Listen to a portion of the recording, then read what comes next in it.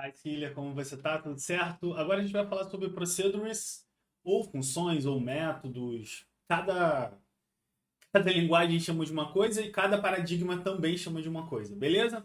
Vou explicar aqui para vocês, mas entendam que são procedures. Vamos que vamos. Beleza. Eu só vou dar uma passada rápida porque eu já vou logo para código, certo? Então vamos lá. Os procedures ou procedimentos é uma maneira, gente. Deixa eu só pausar aqui. É uma maneira da gente reutilizar código. Vocês já perceberam que a gente busca o tempo todo reutilizar código? O looping é uma forma da gente pegar um bloco de código e ficar repetindo esse código algumas ou muitas vezes. Então, a intenção é fazer vocês entenderem que, assim como o loop que repete aquele código, a gente tem forma de pegar esse código e reutilizar esse código várias vezes. O que seria reutilizar esse código? Reutilizar, imagina que eu tenho que mostrar um texto por 1000 vezes. E normalmente a gente não cria um método ou uma função ou um procedimento para um código único. A gente cria para um bloco de código, certo? O que é um bloco de código? Imagina que eu preciso puts, mostrar alguma coisa, usar um puts para mostrar alguma informação, algum texto. Imagina que nesse puts eu preciso de um get do Ruby. Vamos pensar em Ruby. Então, eu posso criar um procedimento, ou uma função, ou um método, depende do paradigma. A gente vai falar sobre isso, não se preocupem agora. E aí entra um pouco da gente falar sobre funções e parâmetros. Então, a gente pode receber um parâmetro, ou melhor, parâmetros e retornos. A gente pode receber um parâmetro e um return, e o retorno. E fazer com que esse processamento, a gente já viu ali, vocês viram algumas funções que eu criei, e eu quero agora mostrar para vocês algo básico, só para que vocês entendam na prática. Aqui ele só vai fazendo uma explicação breve e o procedimento é bem rápido e bem simples também. Então deixa eu abrir aqui o meu terminal. A gente estava falando sobre loopings. Agora vou criar aqui, deixa eu dar um ls, deixa eu minimizar aqui. Aqui é a minha carinha ali, né? Deixa aqui. Beleza, vamos lá. Aqui, deixa eu colocar aqui um pouquinho pro lado. Fechou. Então vou dar um ls, vou criar aqui um mkdir procedures. Isso aqui é uma pasta, acabei de criar uma pasta, certo? Deixa eu limpar aqui novamente. Vou abrir os Visual Studio Code. Peraí, deixa eu criar. Vou entrar dentro de procedures e vou criar um arquivo chamado touch. Eu vou chamar de procedures.rb. Vou usar o Vim agora só para ser mais rápido. Então, o que é um procedure? O que é um procedimento? Eu posso vir aqui e criar um def, uma definição. Aqui a gente pode chamar isso de função ou uma definição, um procedimento, uma procedure. O que eu posso criar aqui? Por exemplo, vou criar, por exemplo, first name, pode ser first name, ou melhor, full name. Full name. Full name é nome completo, tá? Então, full name, ele precisa de um first name, primeiro nome, first name, um last name, que é o restante do nome. São dois. Aqui, vou dar um enter. Aqui a gente está necessitando passar duas variáveis como parâmetro, tá bom? Ou duas informações. Então, o que eu posso fazer? Eu posso vir aqui, ó, e colocar um full name. O que o full name vai ser? First name, last name. Opa. Aqui. Opa. Last. Opa. Aqui. Peraí. Last name. Certo? Então aqui a gente já tem o first name e o last name. Aqui eu interpolei, né? Isso aqui não tá legal para vocês visualizarem. Peraí. Vou abrir aqui. Vou chamar procedure. Não vai ficar legal para vocês visualizarem, então eu vou melhorar. Peraí. Deixa eu fechar aqui. Beleza. Aí fica melhor. Então, vamos dizer que eu quero criar um... Como que eu faria para criar esse código aqui? Eu poderia fazer assim, direto, né? Eu teria que primeiro fazer assim, first name igual Rodolfo. Last name igual Peixoto. Então, eu poderia criar exatamente essa informação, botar um puts aqui, dessa maneira. Só que aí eu precisaria repetir todo momento, porque agora eu quero chamar Jéssica. Cartel, sei lá, vou botar qualquer nome aqui. Aí eu depois vou colocar, sei lá, Andressa.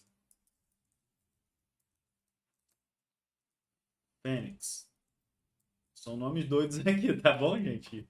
Não esquentem com isso. Sei lá, André, Marmelo. Então, olha aqui, eu estou copiando muito código. Isso aqui não é legal, né? Vai funcionar. Vamos mostrar que vou mostrar para vocês que vai funcionar. Felipe, Sandro, Felipe André, sei lá, Felipe Carlos.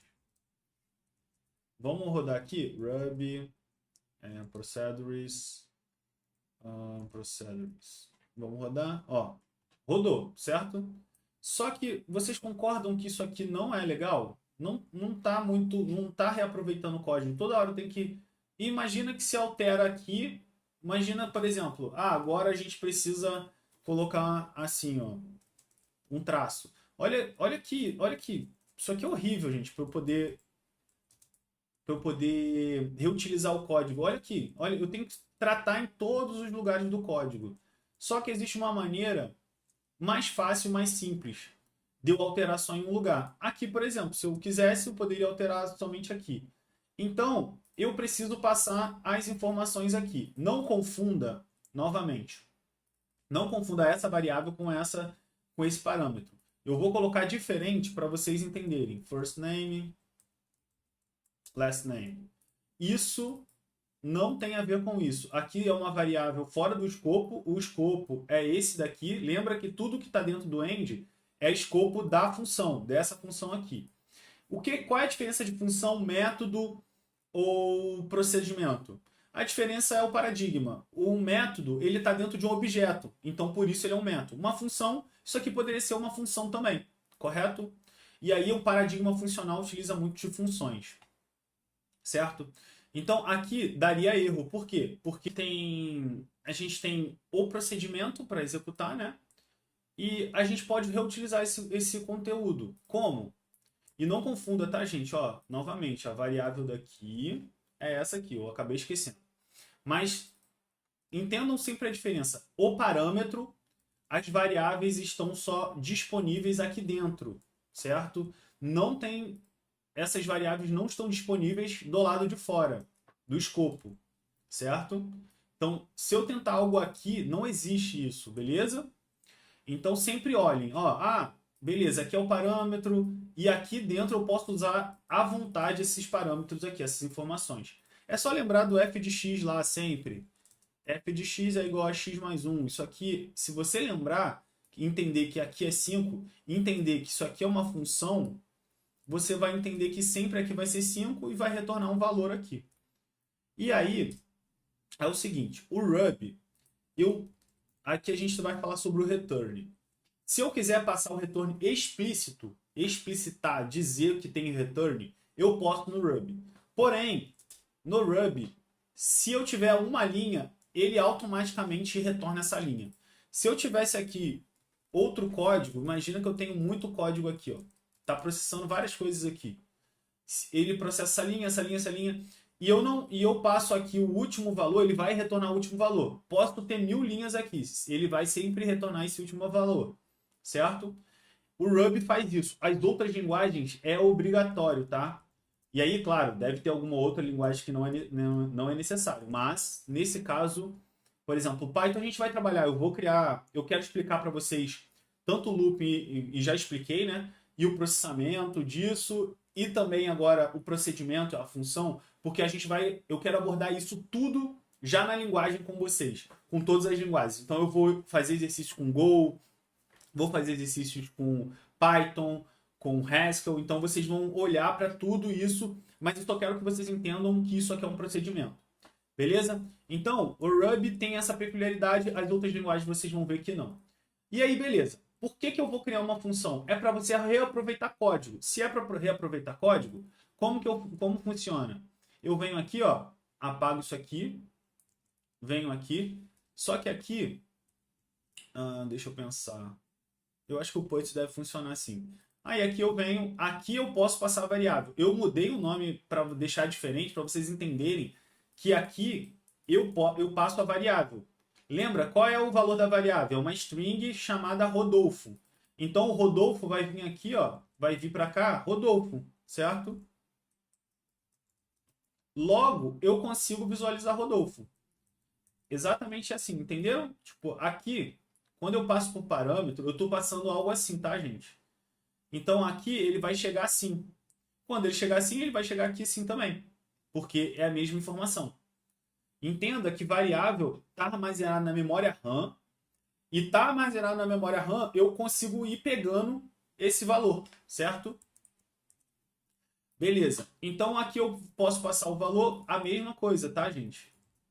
Aqui eu passei o valor, então aqui vai ser o valor retornado, vai ser Rodolfo. Aí eu posso reaproveitar esse código. E aqui, é claro, eu usei para um exemplo bem simples, mas depois a gente vai trabalhar com exemplos mais complexos. Vocês vão entender. Então, agora, vamos lá, vamos rodar aqui e ver se funciona. Ó, funcionou. Aí imagina que eu preciso agora alterar, porque não tem mais traço aqui, ó, entre o nome. Imagina que agora é só vir aqui, ó. Eu não preciso fazer alteração em cada um, gente. Olha que legal. É isso. Então, se eu quiser agora, eu quero melhorar a escrita, porque ficou meio bagunçado. Eu posso vir aqui, ó, printf.